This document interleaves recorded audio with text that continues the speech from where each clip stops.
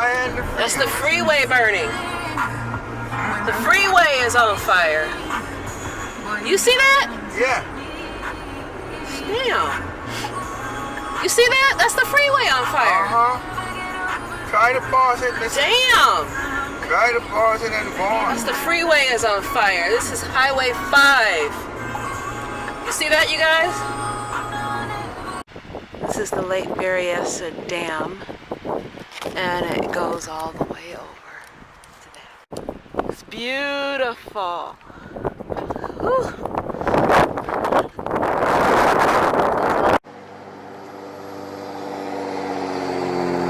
We're at Lake Berryessa. It's gorgeous.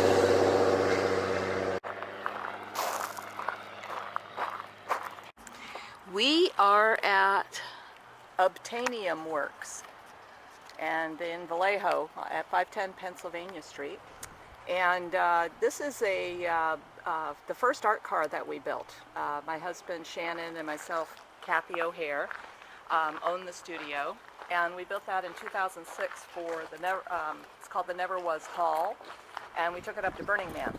And so we took a fifth wheel travel trailer that had been stripped down. They were using it as like a garbage hauler, and then Shannon designed the new structure underneath, and then created the whole design of all the collapsible walls. So everything from the second floor up comes off in pieces. So the window bays and the balconies and all of the pieces that you see up there, the round turret, etc., all of those come apart into stackable pieces, and they go inside the travel trailer. We do carry a few things with a flatbed trailer, but mostly it's the drive system. So you can see down there we attached and had to design an entire drive system because it's a fifth wheel travel trailer. So you basically, like this fifth wheel, you pull it with a truck. This looks like something out of a film. Yes, well there was a cartoon that was made called Howl's Moving Castle. H-O-W-L apostrophe S, Howl's Moving Castle. And what he did was he created this Victorian style castle, motorized castle that flew. So we really do a lot of stuff that's in what's called the steampunk genre. So stuff that's, Victorian, Jules Verne, H.G. Wells, and then a little bit of science fiction. So there's ray guns and travel to different planets and different dimensions. That's what it looks like. Yeah. So if you grew up with watching the Wild Wild West TV series, of course, that was very much considered a steampunk style. Than the movie that they made with Will Smith, that one totally steampunk. So steampunk's quite the genre. It's hit all the popular music and clothing, and there's Comic-Cons and different steampunk conventions. That have those styles. So that was the first one, and then we built a number of other art cars. Right now we're moving things around so you don't have some that are kind of fully on. There's a couple outside and in front. That's a wine trike that we take to corporate events and serve wine. This tree here is a project the kids did with the VCAF, Vallejo Community Arts Foundation. Their summer camp, they did, Shannon's built 3 projects with them. The dragon back there we just finished with the Liberty High School students, and Arts Benicia sponsored it. And so there's your time capsule. Yep. And we use that for a number of different theatrical things that we do. And then the roof is off, but this is right here is a mobile ranger station that the U.S. Forest Service commissioned us to build. And it goes out to a lot of different events around California. I think it's gone as far north as Redding and as far south as Los Angeles. That's awesome. And then, of course, to a number of events around here. Awesome. Yeah, and then that's a steam car that the guy that designed and built the drive system, along with a couple of other engineers, this is something he took on as his own personal project, was to build a steam fully functional. It is fully functional. Yeah, but it's not made. It's made from things other than parts that would go into a steam car. And we just took it down to Burbank and were filmed on one of Jay Leno's garage episodes. So we took that, the wine trike, and then the airship, which is over in the other shop. Let's run gonna over show there. On August 2nd, 7 p.m. on CNBC. So you'll get a chance to see us live on television. August 2nd. The Cinderella carriage is collapsed, but I can tell. You can tell Shaped that like a little piece of pumpkin. art. And then this was actually is a conveyance robot. He's missing his top half. His top half is right there. We call him Steamy.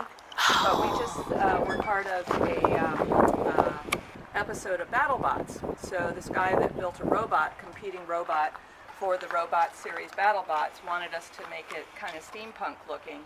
And so we did our stuff and made it fancy and then created this whole robot conveyance to bring it into the arena. So yeah, we've been busy this year. Did it win? Did it win? We won the first Rumble we were part of. We did not win. The second one we did. Oh, But BattleBots itself goes on for many years. Actually, was an auto body shop, so it has. Just watch out. This is a prop that we got from a friend that we're considering what we're going to do with. It was a prop that was used down at the Metreon in San Francisco. Anyway, this is a vehicle you might recognize a little bit. It's, with the pods on the outside, it would be more, you'd know what it is. It's Back to the Future? From Star Wars. Oh, get out of here. We Star built Wars. This one, it's a replica. Awesome. It's the sleeping platform of the shop cat. Awesome. Oh, hi, sweetie. By the way. Hey. She says, I love everybody. Hey. Yeah. Oh, look Here's at her Shop Dog. shaking her Look, tail. doing her big smile. Hi. She's like a big smile. Yeah, hi there. Smile, yeah. He's a like cutie a big pie. smile. Oh, you rub up against me, huh? We haven't looked at him. He's I'm kidding. So this is the metal shop part of it. So this is where we fabricate a lot of the metal stuff. Uh-huh. And then Let me cut it off or keep... Hi. live on television. On her video. This is Summer, and she saw the Never Was and just went, wow. Oh. Awesome. So these are some pieces that we did, a robot for one of the theater companies here, the Myra Theater. They did, The Day the Earth Stood Still. Anyway, we built it for their entry level. And then this is a sculpture that an artist from Burning Man by the name of Pepe, who passed away a few years ago, we're restoring it. So we're in conversation with a local municipality about maybe putting it in their place. The airship. Oh, the airship is somewhere. Oh, it's in pieces. That's right. Never mind. Well, the airship's in the box trailer. That's right. Yeah. Okay.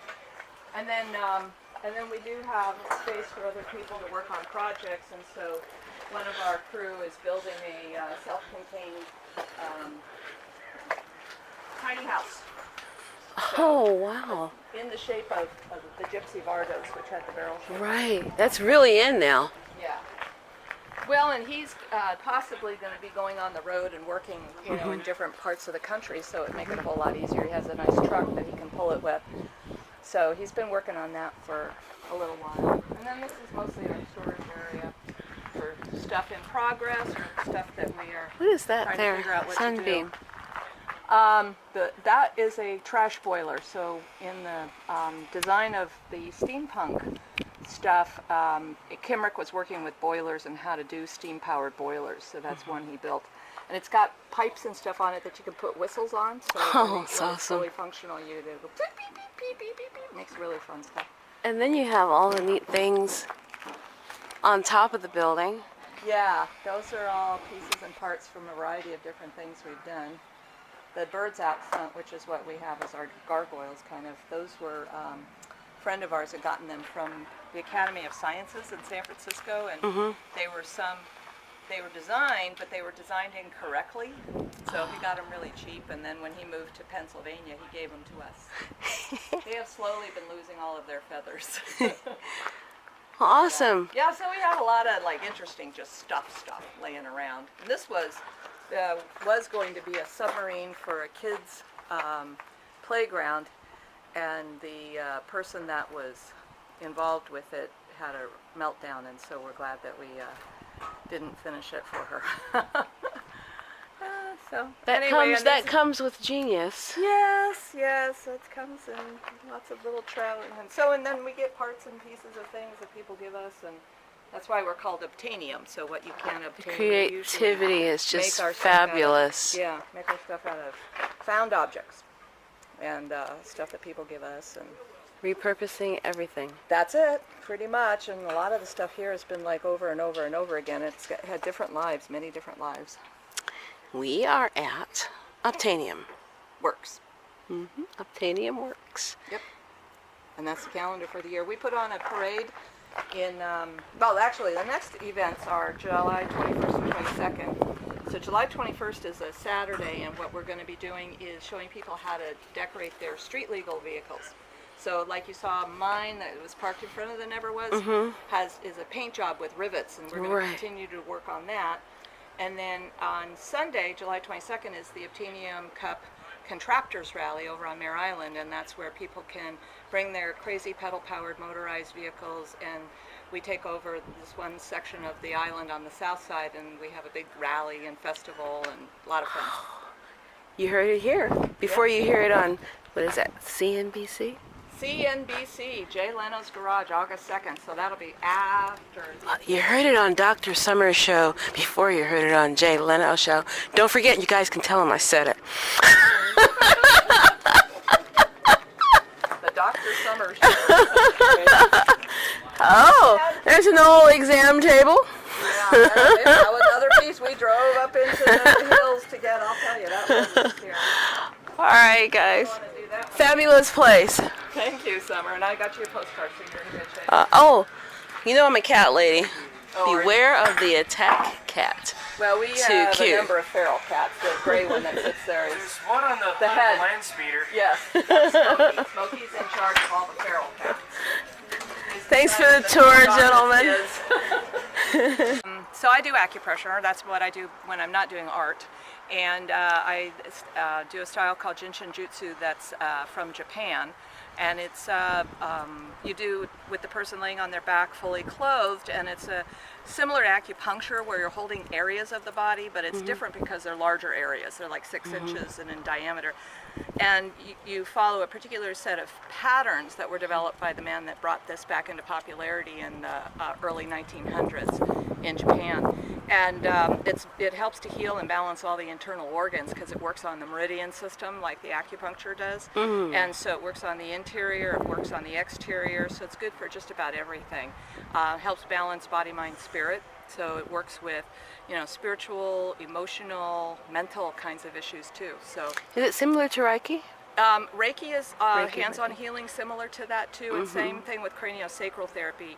Those 3 styles to me feel very similar, but they're different because with Jinshin Jutsu, it's like acupuncture, acupressure. It is a prescribed set of organ flows and meridians, where Reiki is a little bit more. They're working on the flow of energy in different parts of the body, so they're working on that.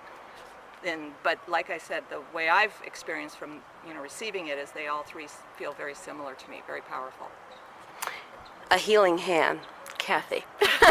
You're welcome. Thank you, Kathy. All right, Summer. Thank you. Yeah, so Angie's our 7-year-old boxer, and boxers come with a variety of health issues. And when we got her, she was 2, and she was malnourished, and so she developed all sorts of these skin problems. And when we got her 5 years ago, I had already been working with a homeopath for like over 25 years. She's based in Mendocino, California, Barbara Fischelson, and she's fantastic. She's helped. I mostly had cats before we got the dog, and I've seen just miraculous things happen. The guy that you just met, the gray cat, he has had really bad allergic rhinitis, and the homeopathic remedies have really made a difference. It's not anywhere near his difficulty breathing, and the discharge, he doesn't get the discharge that a lot of cats get. So we're still working on him. He's only 2, so we'll keep working with some remedies to, Did they prescribe Apis-Mel?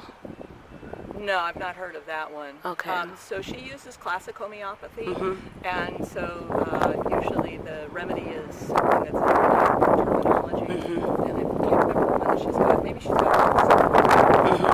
That's a good one. Was on, or Nat Moore, I forget. Natmer? Yeah, I Yeah. forget which one. That's good. It's for mood.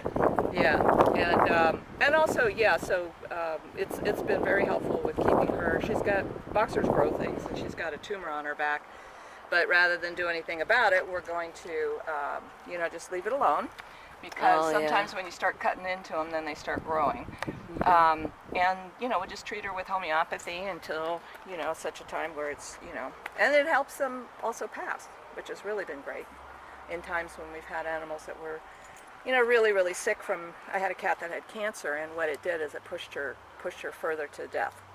Because, and the doctor, the Western doctor, didn't know that she had a tumor behind her ear, but she was having this weird discharge. And so the homeopath happened to be still in San Francisco at that time. Barbara was in the city, and she looked at her, and she says she's got a tumor behind her ear. Oh, wow. And that's, there was nothing we could do about that, but it helped her to, go easily, and she went fairly easily, naturally, too. I love it. I was been around. A human homeopath, though, that I, I'm a human homeopath. So it's good to be in touch.